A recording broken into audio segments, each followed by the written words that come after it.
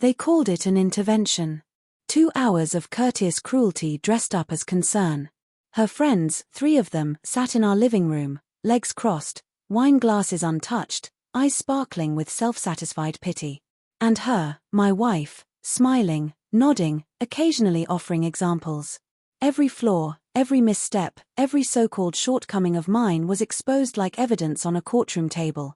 My communication, my ambition, my tone, my emotional distance. They examined me with surgical accuracy, and she wielded the scalpel.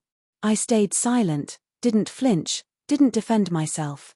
When the final accusation faded, I leaned forward, folded my hands, and said softly, "Thank you all for this clarity and honesty."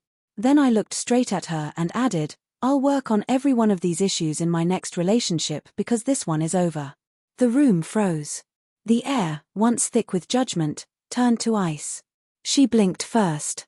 A small, nervous laugh escaped her lips. "Wait, what?" I meant exactly what I said.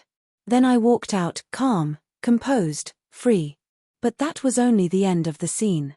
The story began long before. We met 6 years ago at a friend's gallery opening. She wore red, simple, elegant, dangerous. Her laugh flowed effortlessly, her eyes brimming with challenge. I didn't fall in love. I chose her. Like you choose a sharp knife, beautiful, functional, but potentially lethal. The early years felt perfect, or at least the illusion of perfection. She praised me in public, corrected me in private. I mistook it for love. It was training. Then came the subtle shifts. Her phone always faced down. Late nights out with friends. Increasing irritation at my presence, my opinions, my existence. The night I knew for sure, she came home too late and too rehearsed. A lie told with too much confidence. I waited until she slept and checked the phone she forgot to lock. Evan. Her colleague. Married, predictable. The messages started clinical, then emotional, then explicit. I didn't yell, didn't cry. I made coffee, sat by the window until sunrise, and planned. Revenge, I learned, isn't fire. It's precision. Patience sharpened into something surgical. I spent weeks gathering proof, screenshots, recordings, bank transfers. I documented everything, not for drama, but for leverage. Then I quietly rearranged the chessboard. The house was in my name, most of the savings in my account. She never noticed the silent transfers, discreet lawyer visits, updated will. She thought she was clever, taking small withdrawals, hiding purchases, preparing a life apart from me.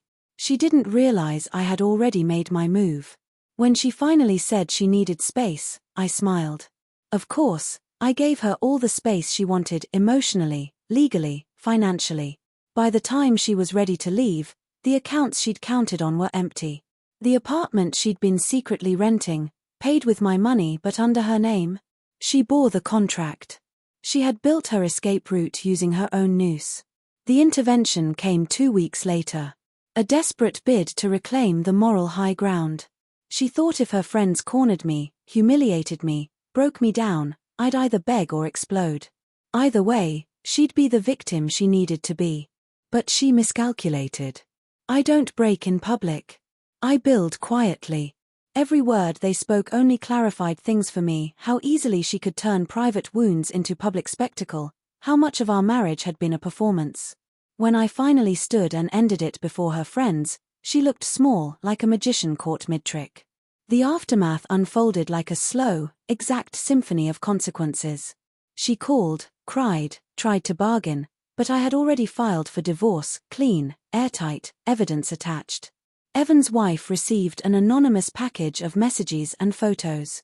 2 marriages collapsed that week. His company launched an internal review. He resigned quietly. As for her, the social circle that once applauded her confidence now whispered behind her back. The same friends who mocked me kept their distance from her.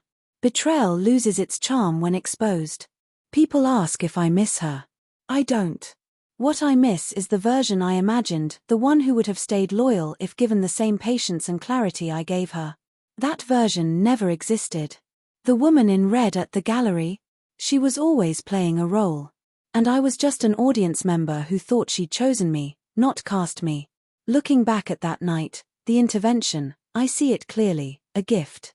They offered closure in humiliation, and I returned it with precision. Before I walked out, I turned to her once more. Pale, lips parted, unsure if this was part of her act. I smiled, calm and final. "Thank you for the performance," I said. "Truly convincing." But the curtain's down now. And as I left, the silence that followed wasn't grief. It was freedom, the kind that comes when the last illusion shatters. I didn't just walk away from her. I walked back to myself.